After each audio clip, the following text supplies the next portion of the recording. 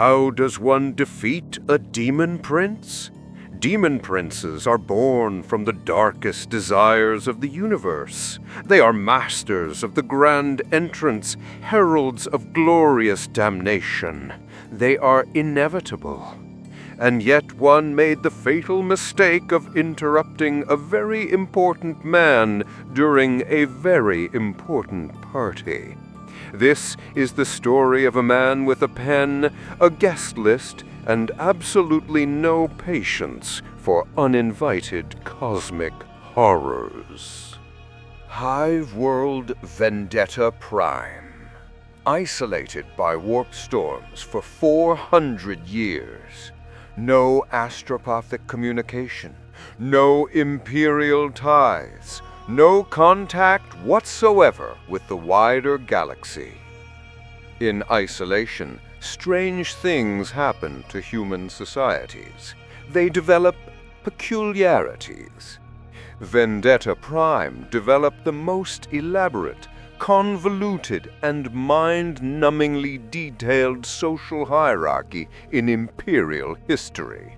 7,000 documented ranks of nobility, each with specific privileges, obligations, and forms of address. The difference between a Marquis Secundus and a Marquis Tertius? The former was permitted to wear the color purple on Tuesdays. The latter was not. It was a very serious rule. Duke Aurelius von Kastrell III occupied rank 2,847 in this hierarchy, high enough to matter, low enough to be permanently unsatisfied. For 20 years he had been locked in a bitter social war with Duke Mortimus van Blackstone IV, rank 2846. Their battleground? Dinner party invitations. Their weapons? Calculated snubs and passive-aggressive compliments. The stakes? Who sat closer to the planetary governor at the annual founding gala? The Duke had never seen actual war. He had never witnessed an orc, nor heard of a tyrannid. To him, the greatest threat to humanity was improper fork placement at a formal dinner. His palace contained 47,000 servants, and he knew none of their names. They existed only as functions: third butler, secondary food taster, primary button polisher. He genuinely, truly believed that the Emperor of mankind was primarily concerned with proper etiquette. The 487th Annual Ascension Ball, the social event of the decade. Duke Aurelius had spent 3 years planning his entrance. His cape alone cost more than a guard regiment's annual equipment budget. Each of its buttons was carved from the knucklebone of a certified saint. His ceremonial sword had never cut anything sharper than a ribbon. At precisely 21:47 local time, as the Duke was explaining to a captive audience why Baron Felstadt's new title was obviously fabricated, reality tore open. The temperature dropped 20 degrees. The air began to taste of impossible sweetness and rotting sugar. Every mirror in the ballroom showed different reflections, all of them subtly and horrifically wrong. And through the wound in real space stepped Sh'vaek'thyss the Resplendent, a Daemon Prince of Slaanesh, elevated to daemonhood after corrupting an entire shrine world through the medium of interpretive dance. Its form defied description, beautiful and horrifically awful. It had too many limbs, all of them perfect. It had eyes that promised pleasures that would utterly destroy you. It had a voice like silk being fed through a meat grinder. The ballroom erupted in panic. Nobles screamed. Palace guards fired laze rounds that did nothing. Someone fainted dramatically into the punch bowl. Duke Aurelius watched the Daemon Prince manifest, sighed with the weary exasperation of a man whose dinner has been interrupted, and said the words that would echo through the warp for millennia. "And you are—" The Daemon Prince had manifested to harvest souls, to feed on raw desire, to corrupt the highest nobility and turn this world into a playground of glorious, unending excess. It had not, in its 10,000 years of existence, expected to be asked for paperwork. I am Sh'vaek'thyss the Resplendent," it proclaimed, its voice shattering 3 windows and 1 unfortunate servitor's eardrums.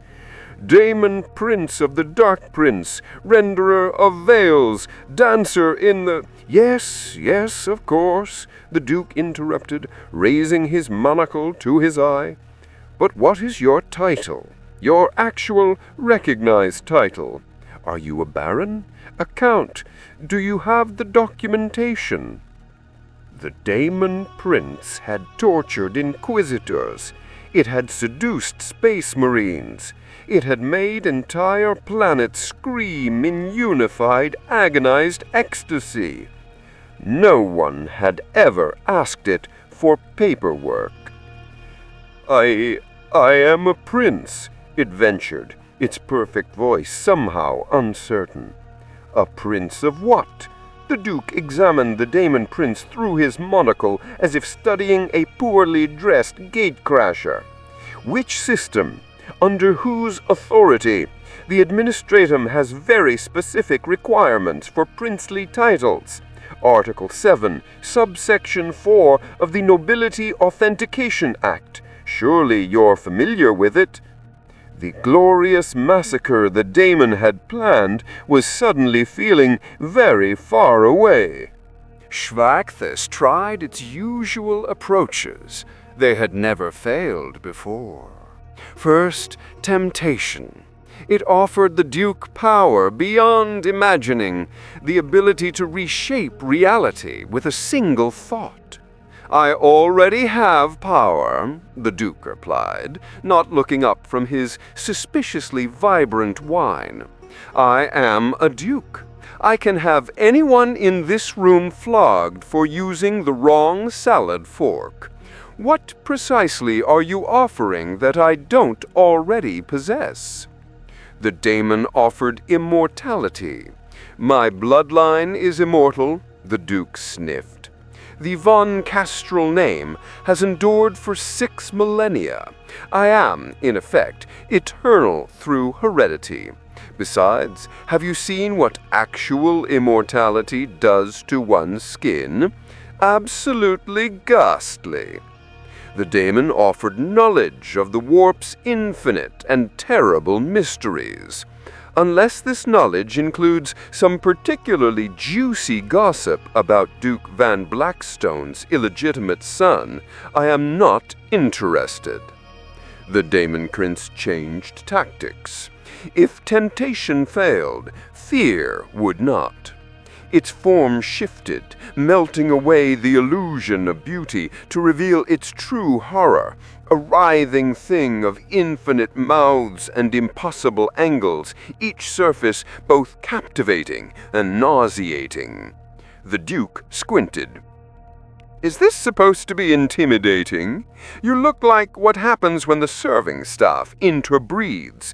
We have entire laws against that sort of thing, you know." "I have slain worlds!" the Daemon roared, its frustration beginning to show. "How dreadfully common," the Duke lamented.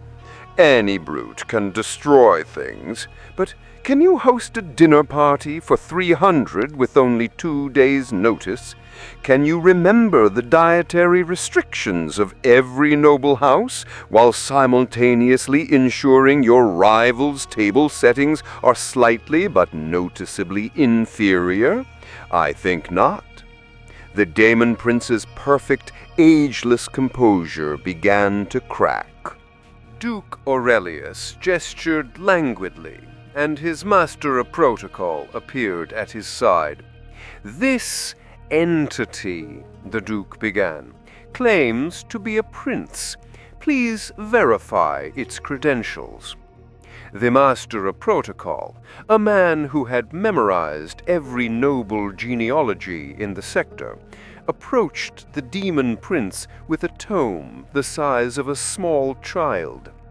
He examined the Demon Prince through a pair of pince-nez spectacles.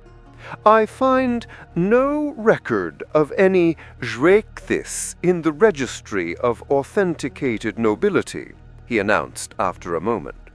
"No heraldry has been filed, no lineage documented, no letters patent from Holy Terra.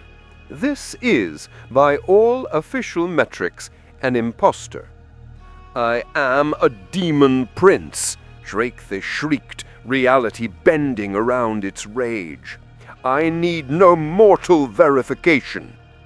"Everyone needs verification," the Duke said, as if explaining gravity to a toddler. "Otherwise, anyone could simply declare themselves nobility. Imagine the chaos. A common guardsman calling himself a baron, a merchant claiming to be a duke. Society itself would collapse." "I serve the Dark Prince of Chaos." "Never heard of him? Is he in the registry?" The master of protocol flipped through his book. "No Dark Prince listed, Your Grace. There is a Dark Duke of Segmentum Tempestus, but he passed 3 centuries ago, through excellent galas, apparently." "Slaanesh! I serve Slaanesh!" "Foreign nobility?" The Duke's expression soured. "How tedious. And I suppose this Slaanesh granted you your title?" "Yes," the Demon Prince roared triumphantly.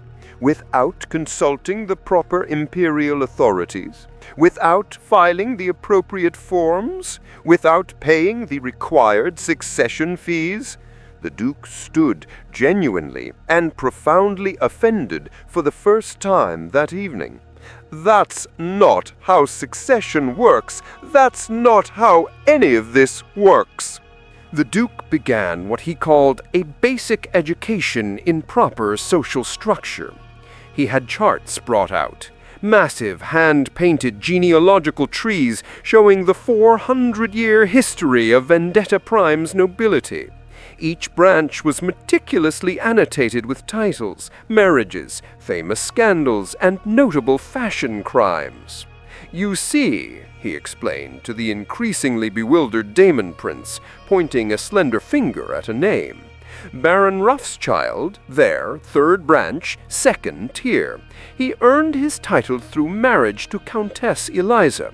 But the marriage was performed by a bishop secundus, not a bishop primus. So technically, his children can only inherit if no cousins within the 3rd degree exists. It's quite simple, really." Sh'vaek'thyss tried to interrupt. "This is meaningless!" "Meaningless?" The Duke was aghast.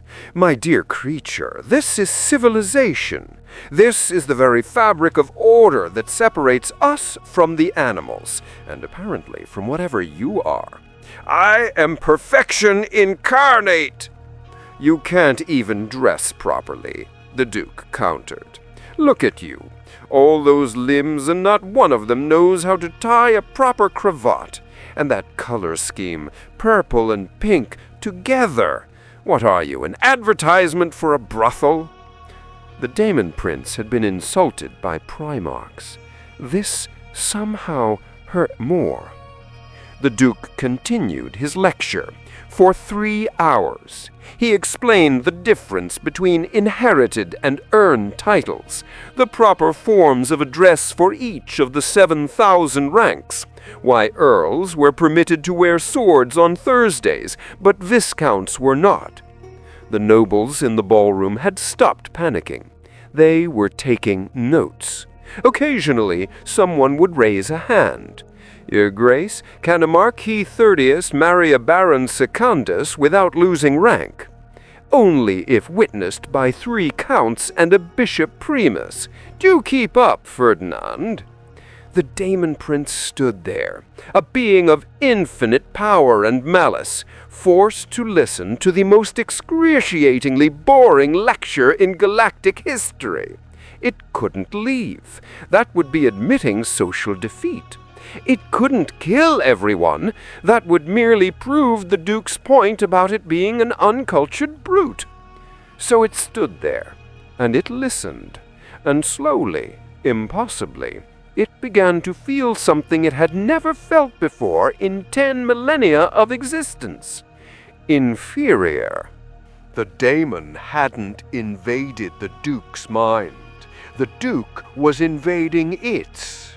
Not through psychic power, not through faith, but with the sheer crushing weight of social condescension. For the Duke genuinely, truly, and absolutely believed that nothing, not daemons, not gods, not the heat-death of the universe itself, was more important than proper social hierarchy. And that belief was so pure, so complete, so monumentally arrogant that it was creating its own reality. The Daemon Prince was becoming enrolled in etiquette class.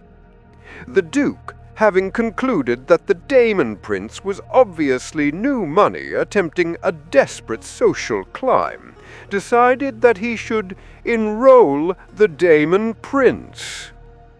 "I suppose," he said with a weary sigh, "that you're looking for employment." "What?" "Well, you've clearly come here seeking patronage, appearing at the most important social event of the decade, making a scene, demanding recognition. It's transparently desperate, but I suppose I admire the initiative." "I came to harvest your souls." Yes, everyone wants something. The question is, what can you do for me?" He began circling the Daemon Prince like an art appraiser examining a questionable purchase from a backwater auction. "You're certainly dramatic. That could be useful. Duke Van Blackstone is bragging about his new pet Xenos, claims it's a Kroot or some such thing. Terribly exotic, but you are far more impressive. All those teeth. The tentacles are a bit much, but we could work on that." "I am not a pet."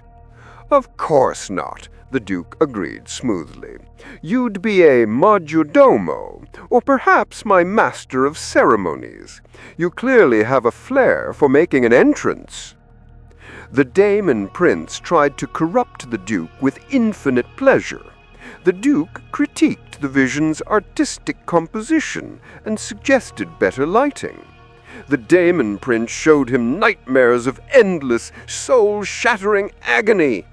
The Duke compared them unfavorably to his last tax audit. The Daemon Prince offered to slaughter all his enemies. "Slaughter? My dear creature, how unutterably gauche! Social death is far more devastating. Make Duke Van Blackstone use the wrong fork at dinner. Now that would destroy him utterly." Sh'vaek'thyss, in a moment of cosmic desperation, decided to play along. It would accept the Duke's pathetic offer, corrupt him from within, and then transform this entire world into a glorious shrine to Slaanesh. "Very well," it hissed. "I accept your offer." "Excellent. Now, we need to discuss compensation. The standard rate for a majordomo is 700 throne geld per lunar cycle, but given your complete lack of references, I do not require money. Everyone requires money, the Duke stated, as if it were a law of physics. How else would you pay for lodging, food, proper attire? You can't simply manifest things from the warp.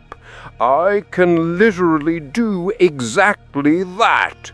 Without the proper import documentation, that's smuggling, highly illegal. I will not have criminals in my employ.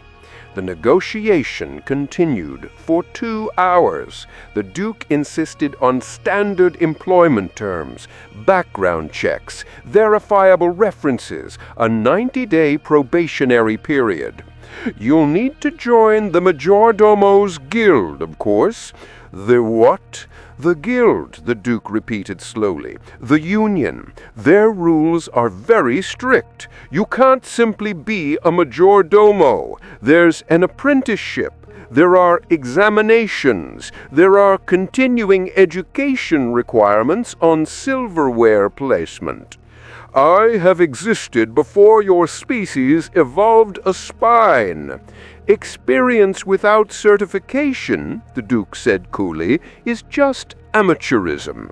He produced contract after contract, forms in triplicate, loyalty oath to the Imperium, which the Daemon Prince obviously couldn't sign, tax documentation requiring a valid Imperial citizen number. I'll need your birth certificate. I was never born. I was elevated from mortality to daemonhood in a glorious apotheosis. Ah, a promotion, the Duke nodded. From what position? I was a champion of Slaanesh. Champion isn't a recognized civil position. Were you military, administrative, private sector? The Daemon Prince's perfect mind was beginning to crack. Every answer led to more questions. Every explanation required documentation that did not and could not exist. It was trapped in a bureaucratic maze with no exit, designed by a madman who thought it was perfectly reasonable. Hour 6 of the employment interview. The Duke had moved on to explaining the palace's 47,000 rules of conduct. No running in the halls, no manifesting after midnight, no unauthorized possession of souls. The soul-taking particularly concerns me, the Duke noted, tapping his stylus on a data slate. It's very disruptive to scheduling. If you take someone's soul, who is going to polish the silver? Have you considered the logistical knock-on effects? The silver doesn't matter when reality itself burns. Reality burning is no excuse for tarnished silver, the Duke replied sternly. Standards must be maintained. The Daemon Prince made one last desperate attempt. It would kill the Duke, simply erase him, end this torment. It raised one perfect, terrible claw. Before you do whatever you're about to do, the Duke said, without looking up from his paperwork, you should be aware that killing me would make you technically responsible for my estates, all 47 properties, each with its own tax obligations, servant payrolls, and social commitments. My appointment book alone has 8,000 entries for the next solar year. The claw stopped, trembling in mid-air. You'd have to attend every garden party, every gala, every insufferably boring poetry reading, as me, because if Duke von Kastrell does not appear, people will talk, and the talk will turn to investigation. An investigation will reveal that you, a creature with no proper documentation, have murdered a peer of the realm. So, you'll be audited." The word hit the Demon Prince like a bolt shell. The administratum doesn't care about heresy. They care about paperwork. They won't send inquisitors, those you could corrupt. They'll send auditors. Have you ever met an auditor? They have no souls to corrupt, only procedures. Endless, endless procedures. The Demon Prince lowered its claw. It was beaten. "Sh'vaek'thyss the Resplendent, Daemon Prince of Slaanesh, corrupter of worlds, dancer in the flames of dying stars, made a decision that would echo through eternity. It gave up. What, it hissed through gritted teeth, must I do to leave this place?"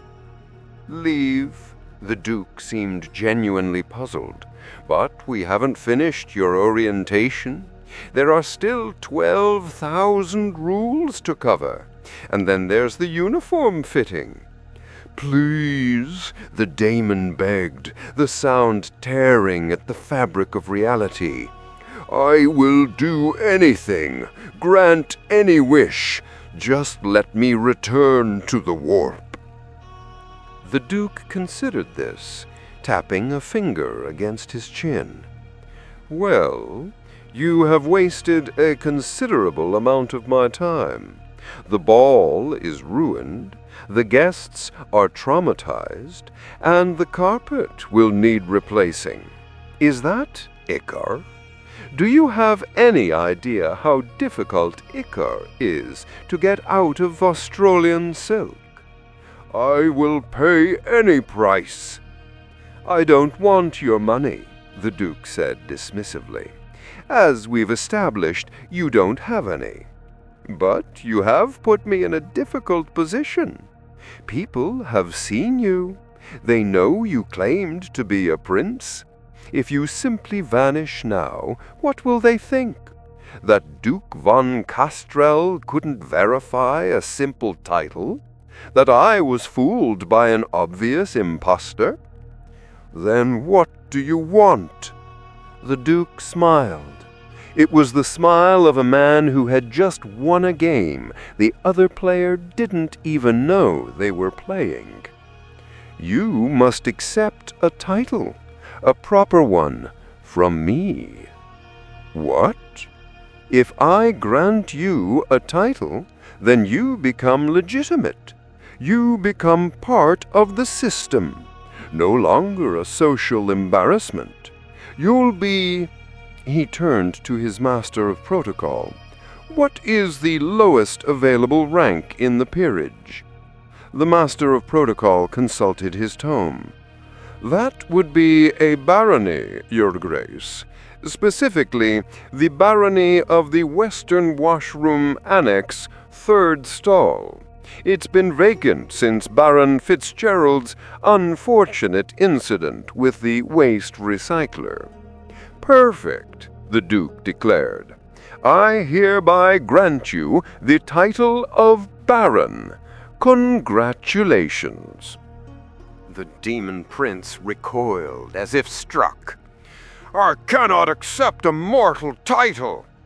"Then you cannot leave," the Duke said calmly. "Palace security is very strict about undocumented visitors. You'll be detained indefinitely in the questionnaire room. It's very small, very beige, very quiet. Just you and standardized forms. Forever." The Demon Prince had tortured mortals for millennia. It understood suffering in ways humans couldn't imagine. But this was something else. This was anti-suffering. The complete and utter absence of anything worth experiencing.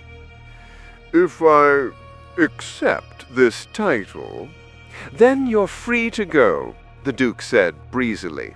Back to the warp to do whatever it is you demon princes do. Corrupt things, I suppose. A very tedious hobby, but to each their own. Just the title. Nothing else. Oh, there are a few minor ceremonial obligations. The annual toilet inspection, sewage taxation oversight, but you can do those remotely. File the proper forms, and you need never return. The Duke produced a single piece of parchment. At the top, in elaborate script, letters patent for the creation of the Baron of the Western Washroom Annexed, 3rd stall. Sign here. The Demon Prince looked at the document. Such a small, pathetic thing. It couldn't possibly matter. It was just words, mortal foolishness. It signed. The moment Sh'vaek'thyss's true name touched the parchment, something changed. Not in the material realm, in the warp. The document became real in ways that transcended reality. It was filed in the great ledger of the administratum. It was recorded in the book of days. It was whispered in the gilded, screaming halls of Slaaneshi's own palace.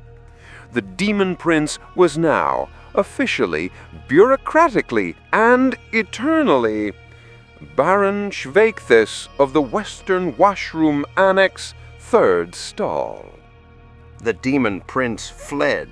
It tore open reality and dove headfirst into the warp, desperate to escape the profound horror of what had just happened. But the warp is a place of emotion, of belief, of perception becoming reality.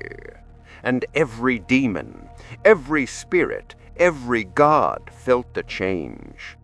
Sh'vaek'thyss the Resplendent was no more. In its place stood Baron Sh'vaek'thyss, Baron, the lowest of noble ranks, of a toilet, the 3rd stall. The other demon princes sensed it immediately. Baron, Inkari the Infiltrator laughed, a sound like shattering glass. You accepted the rank of Baron? He's a toilet baron, Doombreed the Exalted bellowed.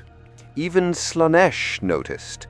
The Dark Prince's attention turned to his servant. Baron Sh'vaek'thyss, the god's voice was silk and poison and barely contained mirth. Your new title amuses me. It means nothing. It's mortal foolishness. Nothing means nothing in the warp. You are what you are believed to be, and you, my dear servant, are believed to be a toilet baron. The laughter of a chaos god reshapes reality. Sh'vaek'thyss found its perfect form changing.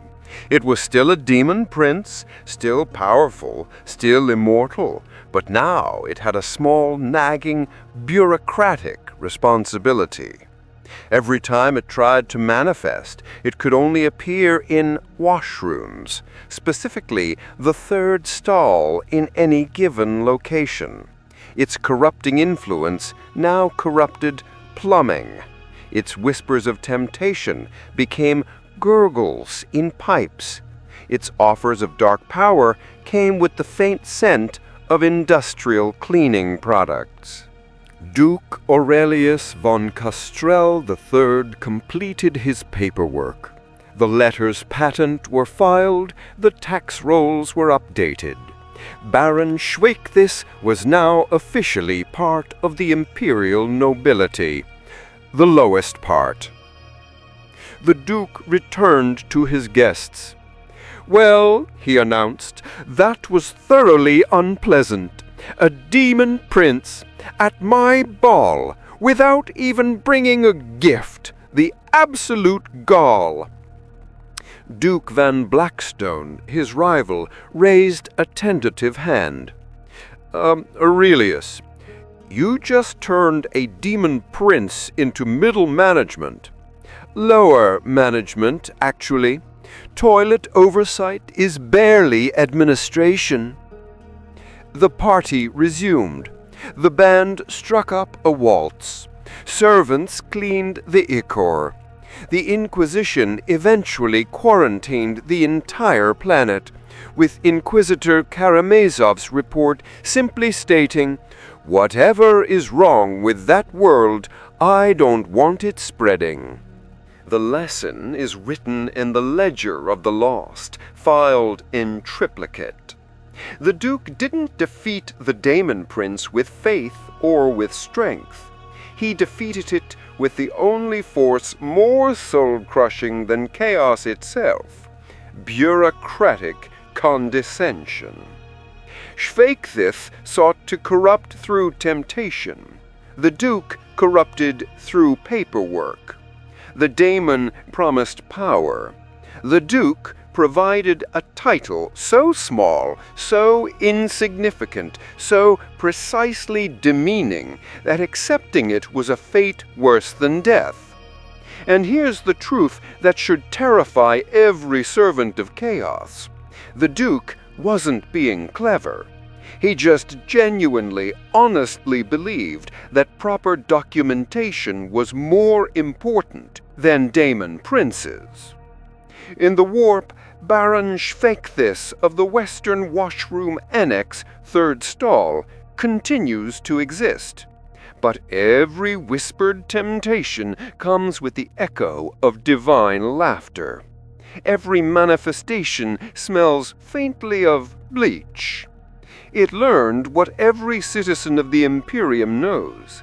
There are horrors greater than the warp, and nothing is more soul-destroying than being properly filed in the imperial bureaucracy. The Duke? He died 40 years later of what the Medicae called terminal satisfaction. His last words were, reportedly, finally higher ranked than Van Blackstone. He never realized he'd saved his world. He only knew he'd maintained proper social order. And in the grim darkness of the far future, sometimes the greatest weapon against chaos isn't a bolter or a prayer. It's a precisely worded contract for toilet maintenance.